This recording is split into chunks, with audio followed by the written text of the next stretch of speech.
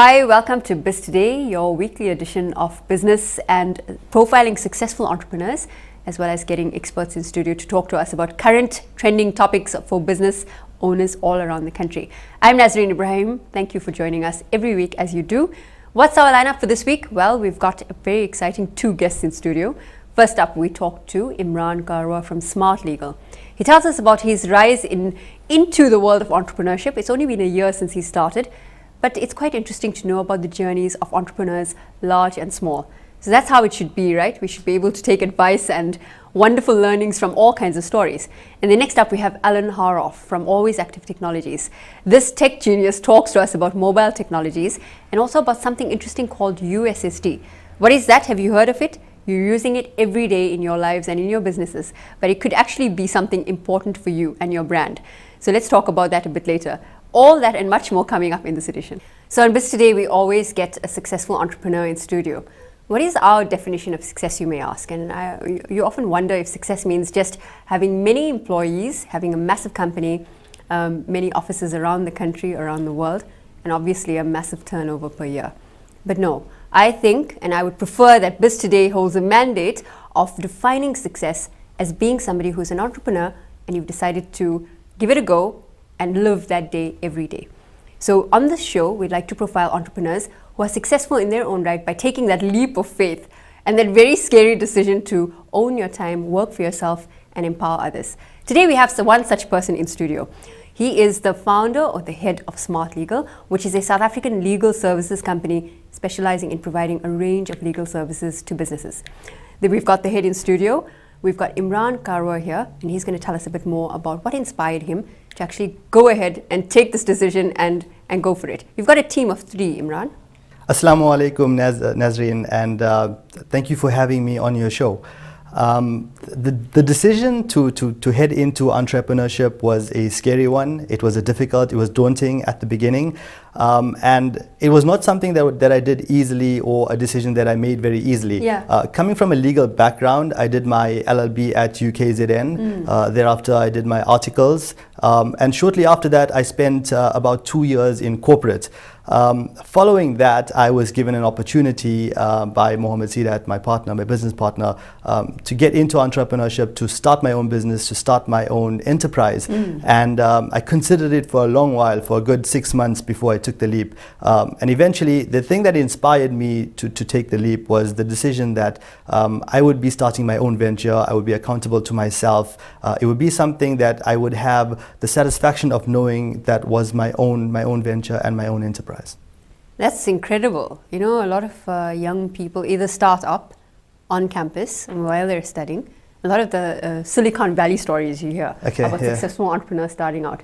But the more measured way of doing it is if you decide that you want to study and go ahead and try to figure out what it is you want to do. So many people have different paths. So thank you for sharing how you started out. You're welcome. You said that you studied BCom at campus, right? No, sorry. I studied an LLB degree, which is the law degree. A law degree. Correct. But you're obviously now, you know, I'm wondering why I'm trying to fuse the two together, which is accountancy and legal. But Smart Legal. Let's investigate the name firstly. Why Smart Legal? So Smart Legal comes from obviously my association with Smart Track, the accounting firm, and rightly so, like you said, there's some synergy between accounting and law, and there always will be, because accounting bounces off law as much as law bounces off accounting. In that attorneys have to maintain trust accounts, so they have to be accountable. They have to, in fact, one of the board exam papers that you write as a lawyer is accounting. So in terms of that, they are very closely related, and obviously the need for a legal services company was born out of the idea that accounting firms always have reactive law work or legal work that comes off of them. And as such, we decided to base our offices together, and that's where we are at currently. I think what's also interesting is that when I heard the name Smart Legal, I wanted to know if there was any tech influence in this company, because a lot of people now associate the term smart with something to do with an app, a form of technology or whatever it is. But before we delve any further into that, because I really want to talk to you about the future plans, and I'm sure that it involves a lot to do with tech. When you started, or when you were approached by the founder of Smart Track, Mohammed Sidat, and he said to you, why don't you do this? Become an entrepreneur. build something, and I will walk alongside you. And that's important to have a mentor or somebody who's helping you do that. What were your initial thoughts? Were you afraid? What did your family say? Well, Nazareen, coming from a background where there are no real established businesses in my family. Yeah. I come from a family where most of my peers, my family are all professionals, or they obviously work for professionals, or they're in the professional environment. It was very daunting in that I'd never been exposed to it from a young age. I had very little background on business, very little business knowledge. So it was more daunting in that I had to learn all of it on the fly. I had to develop those skills. I had to develop them in a much shorter space of time. And as a result, I feel like I had been put on the fast track to getting into business and to learn business skills in a very short space of time. But isn't that the way of true entrepreneurs? Is that they learn on the go? Of course, the adage with entrepreneurs is that you learn something new every single day. You never stop learning. And I'd like to talk in a bit about why Smart Legal is also tech driven, and I'd like to elaborate on that a little because of that point that you mentioned. We're going to talk about that because of course tech is my passion, so I have to talk about it, whether anybody wants to talk about it or not. It's just an occupational hazard. But to talk more about your journey as an entrepreneur. How long have you been running Smart Legal? I've been running it for approximately a year now. You've got about 3 people, We've got 3 staff members at the office currently, but we do have plans to expand and to obviously grow. What is your role, Imraan? I'm the founder of the business. I'm also the attorney who handles most of the legal matters. I've got legal interns that work for me, and I've obviously got a business development manager at the offices. My role is very diverse, and as it should be with all entrepreneurs. The thing with entrepreneurship is it comes with as a package deal that you would have to wear many hats and assume many roles as an entrepreneur. That's right. So as much as I'm the founder and I'm the attorney on board, I also handle some of the marketing, I liaise with clients, I do some of the business development. All of that falls under the same banner. And that's how it is, right? We've got to wear all these hats, and you draw the organogram, your name is in every box on the organogram, until you start identifying people who can bring value to the business and who have the shared vision. Of course, correct. What motivates you every day for that shared vision? Well, entrepreneurs are motivated either by the risk of loss or by the desire for benefit and reward. So and that's what motivates you personally. That's a deep fire within you. I think it has to be, personally, I think I'm motivated by the consistent or the insistent need for self-development and self-improvement. I've always been driven to want to be better at absolutely everything that I do. In terms of following self-development, in terms of learning new skills, attaining new skills, furthering myself, because I believe that every single day that we have on this earth is a gift, and every single day that you don't learn something new and you don't develop something new is a waste of that. Well said, I think, for a young entrepreneur, because it's important also for us as people who, we have this vision and you want to build this legacy. It drives you every day. Some days you actually want to hide under a blanket because things are just getting too much. You're overwhelmed by the prospect that you could build something on your own and offer people obviously the chance at employment. When you decided to take the plunge, as it were, off the cliff, the scary cliff at the top where you've got employment and most people are safe at that point, you're getting monthly salary.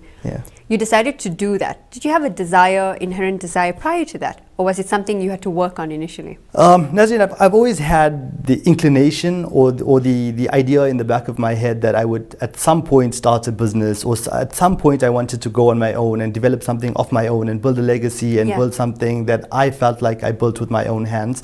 But I never realized it would come so soon and the opportunity would arrive so quickly. And at the age that I was at when I started it, it was very daunting to me at the time. But I felt like if I didn't take the opportunity, 20 years down the line, I would regret it. And I'm not the sort of person who sits well with regrets. I like to make decisions and stick with the decisions and make them work regardless of what they entail and the pains that they bring with them. Yeah. But I feel like it was a decision that I made that was well considered, and a decision I made at the right time, and it presented itself. That sounds good and solid. It sounds like you thought about this well and you knew. And obviously it also ties in well with the fact that a lot of times people want to become entrepreneurs. They want to take the plunge, but they wait for the right time, the right moment. And there really is no right time. You just got to do it, get on with it, and make sure that it works. Something's got to work. So I'm also wondering, you're building your business now for a year. How old are you? I'm 28 years old at this point. You're a young entrepreneur. And I love that you said that, because it gives a lot more encouragement to our viewers, particularly younger people leaving school, wondering what kind of career path. Is entrepreneurship a viable career path? And so you're sitting here and you're a year into the business. And you're saying it works. In fact, I had this nebulous idea that I would start a business in my 30s or later on when I was established, once I had built up enough capital to do it, once I had investors and I had a big enough network and all of those factors. And when the opportunity presented itself, I had very little of that. But I decided to take the plunge nonetheless. And it's been incredibly rewarding, as much as it's been challenging along the way. You've had a mentor while building this business. So directly for you, your business experience of building something is directly associated with a mentor. In comparison to a lot of the different cases where people bootstrap, they build on their own, or they have an investor, they have a partner. How important or critical is a mentor in helping you build or shape something like this, and why would you recommend it? No, I think it's absolutely critical to have a mentor, to have some direction, and I consider myself to be one of the lucky people who has many mentors. I believe, Mohammed Sirat is one of my mentors. I've got to mention Mohammed Johan because he's inspired me to be on the show today. And also, to be able to take opportunities. I've also got to thank my wife. She's been in a business family, and she's inspired me to take the leap where I was, I was hesitant initially. She inspired me to go ahead with it, and she supported me throughout the journey. But also, it's important to have mentors in that they provide you with valuable life experience that you haven't had before, you haven't had previously, and that shapes your journey. It's a critical component of that, because if you don't have a mentor, you don't know the mistakes that have been made before, and you don't know the road ahead of you. So I have, as much as I have a lot of mentors, I also have a lot of influences that I believe have shaped my path and my journey and my decision to go down this road.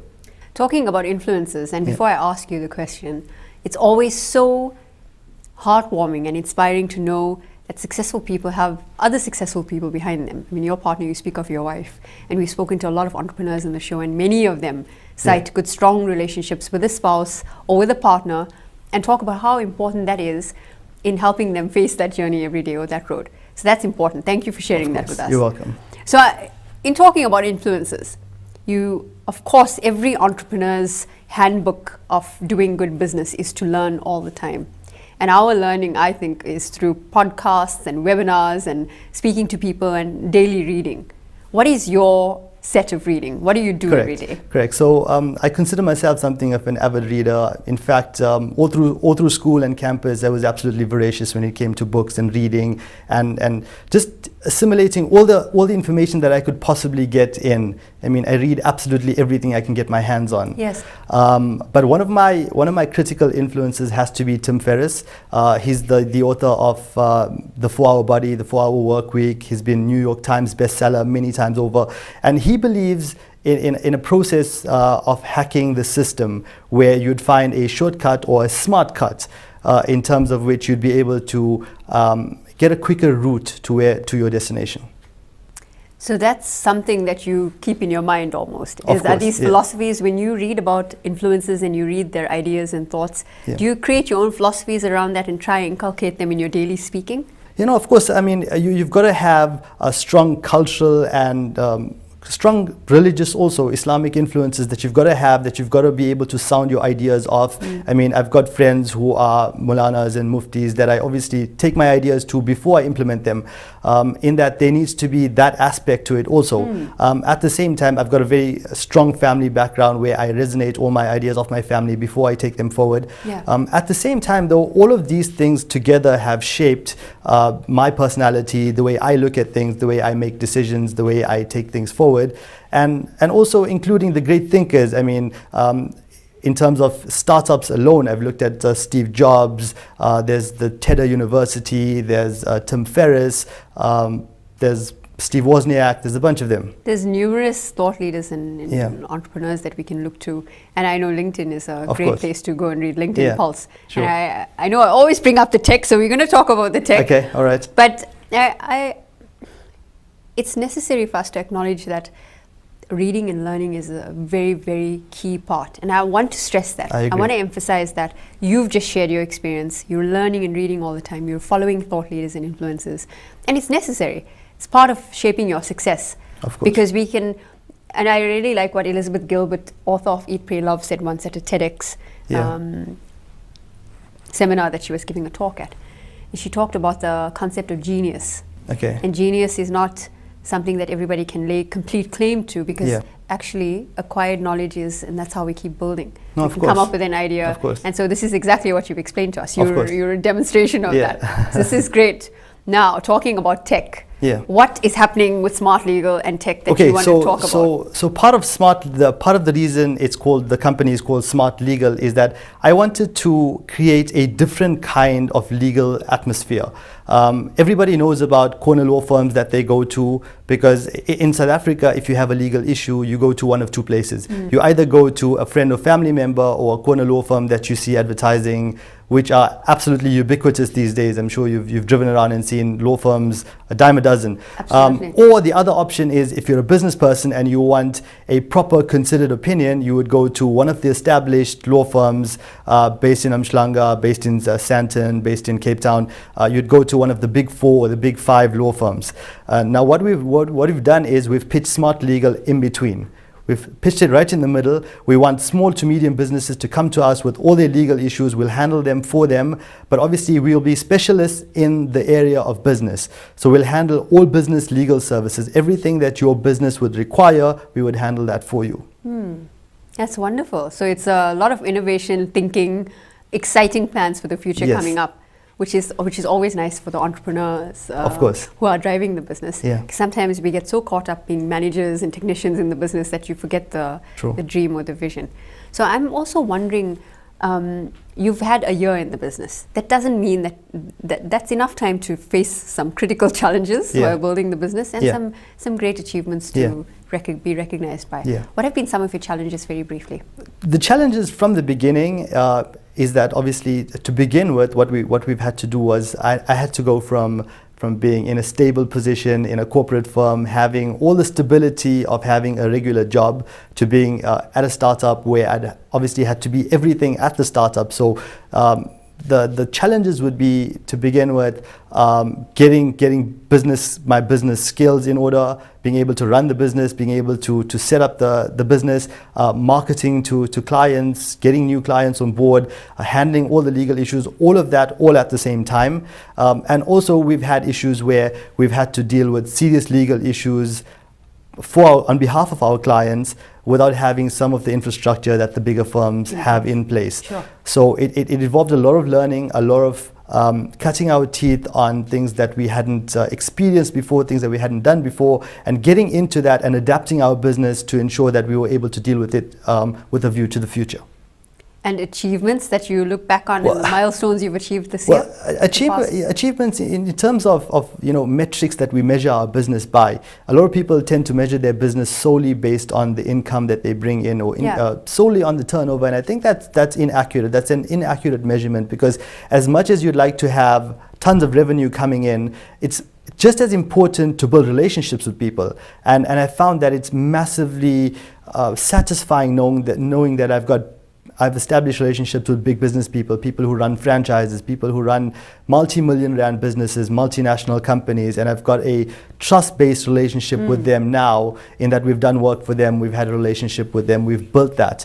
And also the kind of people that we've attracted into to the company, the kind of people that have come in and dealt with us, and the kind of people that work with us on a daily basis. I think that's important, and we've got a fantastic startup culture going on where we're happy, people are happy to come in, and obviously we're flexible with when people need to come in, when they need to leave, and that sort of thing I think is more satisfying than being a cog in a machine in some corporate firm. You explained it very well. And I always also stress the success definition. Yeah.